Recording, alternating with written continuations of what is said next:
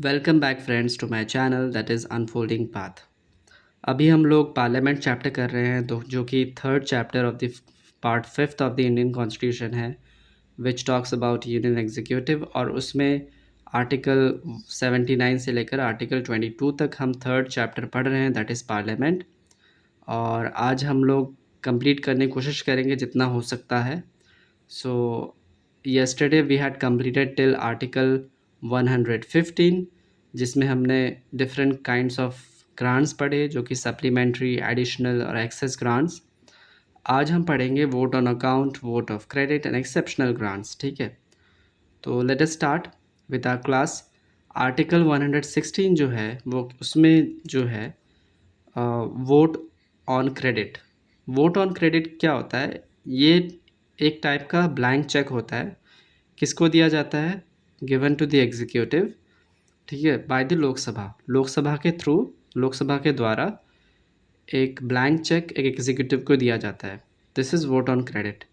क्यों दिया जाता है? क्योंकि कभी भी कोई अर्जेंट फाइनेंशियल नीड्स आ जाता है, ठीक है, तो फिर एग्जीक्यूटिव को दिया जाता है टू मीट द रिसोर्सेज। जितने भी रिसोर्सेज रिसोर्स की कमी पड़ रही है तो उसके लिए उस चीज़ को दिया जाता है। तो वोट ऑन क्रेडिट के हिसाब से उस चीज़ को क्रेडिट करके दिया जाता है, ठीक है।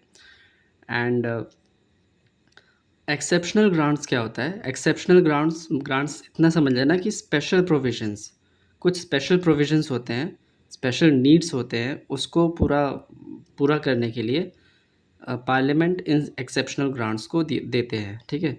Use to meet specific expenses not covered under regular budgetary allocation. Regular budgetary allocation में ये कवर नहीं होता है, लेकिन स्पेशल प्रोविजन के कारण कुछ स्पेशल स्पेसिफिक एक्सपेंसेस जो हो जाते हैं, जो इम्पोर्टेंट होते हैं, उन सब के लिए एक्सेप्शनल ग्रांट्स आ जाता है, ठीक है, जो कि पार्लियामेंट देता है। अब हम आते हैं article 117। Article 117 talks about special provisions for financial bills, है ना। तो आर्टिकल 17 में दो क्लॉजेज हैं। Like for example let us take 117 clause 1 और 117 क्लॉज थर्ड। तो 117 क्लॉज 1 जो है वो फाइनेंशियल बिल 1 होता है, एंड 117 आर्टिकल जो है क्लॉज थर्ड जो है वो फाइनेंशियल बिल सेकेंड होता है, ठीक है। तो इन दोनों में डिफरेंस क्या है?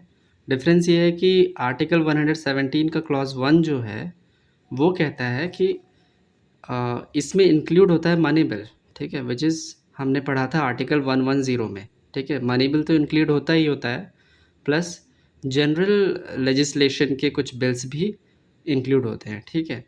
और दो सिमिलैरिटीज़ क्या है इसमें फाइनेंशियल बिल 1 में एंड मनी बिल में, कि जैसे मनी बिल हमने पढ़ा था कि लोकसभा में इंट्रोड्यूस हो सकता है ओनली, और prior recommendation of the president के द्वारा होता है, ठीक है। तो ये दो जो प्रोविजंस है quite similar to this financial bill also, इसमें भी ऐसा ही होता है फाइनेंशियल बिल 1 के केस में, जो कि क्लॉज 1 है आर्टिकल 117 का, जिसमें लोकसभा का इंट्रोडक्शन ऑफ द बिल जो है लोकसभा में ही हो सकता है और prior recommendation of the president is required, ठीक है। रही बात आर्टिकल 117 क्लॉज थर्ड का, इसमें जो है फाइनेंशियल बिल 2 कहते हैं इसे। ये जैसे ऑर्डिनरी बिल होते हैं उस हिसाब से, ऑर्डिनरी बिल के हिसाब से काम करता है, ठीक है। So this is what. अब इसमें क्या लिखा हुआ है कि all money bills are financial bill but vice versa is not true, ठीक है। All financial bills are not money bill. तो this is how we have already discussed, ठीक है। अब आते हैं आर्टिकल 118। आर्टिकल 118 क्या कहता है? Rules of procedures. Rules of procedure मतलब each house of the parliament may make rules for regulating its procedure and conduct of business. हर एक house of the parliament like Lok Sabha and Rajya Sabha अपने हिसाब से रूल्स बनाएंगे और उस हिसाब से रेगुलेट करेंगे जो भी कंडक्ट ऑफ बिजनेस हो रहा है उनके पार्लियामेंट, उनके हाउसेज में, ठीक है। और आर्टिकल 119 क्या कहता है? Regulation of procedure for financial business, ठीक है। फाइनेंशियल बिजनेस के लिए जो रेगुलेशन होता है उसका प्रोसीजर आर्टिकल 119 कहता है, जिसमें parliament can regulate laws related to financial procedures. Financial procedures के लिए पार्लियामेंट जो है वो रेगुलेट कर सकता है, ठीक है, जितने भी प्रोसीजर है एंड ऑल, ठीक है। वो कहता है, कौन कहता है? आर्टिकल 119। आर्टिकल 120 क्या कहता है? Language to be used in parliament actually में पार्लियामेंट में लैंग्वेज कौन सा यूज़ होगा, वो आर्टिकल 120 कहता है, याद रखना 120। देखो इसमें बिजनेस ऑफ पार्लियामेंट वो है जो है शैल बी ट्रांजैक्टेड इन हिंदी और इन इंग्लिश, हिंदी और इंग्लिश, ठीक है, दोनों में बिजनेस के हिसाब से पार्लियामेंट में चलेगा, ठीक है, जो भी वार्तालाप है हिंदी या फिर इंग्लिश दोनों के हिसाब से चलेगा। लेकिन यहाँ पर एक क्लॉज है, सेकंड क्लॉज है कि इन इंग्लिश वाला जो है और इन इंग्लिश वाला पार्ट जो है, unless parliament by law provides use of English to be remove after 15 years. जब कॉन्स्टिट्यूशन कमेंस में आया था, ठीक है, जब बना था कॉन्स्टिट्यूशन 26 नवंबर 1949, तो उस टाइम पे जो बन गया था उसके 15 साल बाद जो भी पार्लियामेंटेरियंस हैं वो लोग बाय लॉ उसको हटा सकते हैं, इंग्लिश लैंग्वेज को, ये कहा था। लेकिन अब क्या होता है कि हर 15 साल में इस इंग्लिश को रखा जाता है क्योंकि because there are many differences of language के ऊपर बहुत डिबेट भी है, south India and north India में प्रॉब्लम्स भी बहुत सारे हैं, तो इसी कारण से इंग्लिश को हमेशा इन्होंने रखा है विदाउट एनी डिले, ठीक है। सो जो प्रिसाइडिंग ऑफिसर है वो may allow any member to express themselves in their mother tongue. और वैसे नॉर्मली कन्वेंशनली क्या होता है कि जो प्रिसाइडिंग ऑफिसर होता है like speaker in the case of Lok Sabha और chairman in the case of Rajya Sabha, वो अलाउ कर सकते हैं मेंबर को, किसी भी मेंबर को, मिनिस्टर को या प्राइवेट या पब्लिक मेंबर जो भी है, उनको अपने हिसाब से एक्सप्रेस करने के लिए, कोई भी उनके मदर टंग में भी एक्सप्रेस करने के लिए उनको अलाउ कर सकते हैं, ठीक है। वैसे ऑफिशियली ये दोनों है। आर्टिकल 121 क्या कहता है? Restriction on discussion in parliament. Parliament में जो डिस्कशंस है, ठीक है, उसके ऊपर रिस्ट्रिक्शन लगा है। कौन से डिस्कशंस? कोई भी ऐसा डिस्कशन नहीं होगा पार्लियामेंट में with respect to conduct of any जज ऑफ द सुप्रीम कोर्ट और ऑफ अ हाई कोर्ट।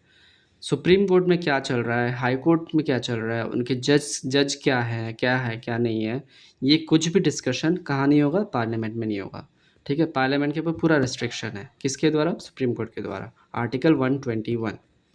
और वैसे ही आर्टिकल 122 जो बोलता है, इसमें बोलता है court not to inquire into proceedings of the parliament, मतलब जैसे को तैसा, है ना।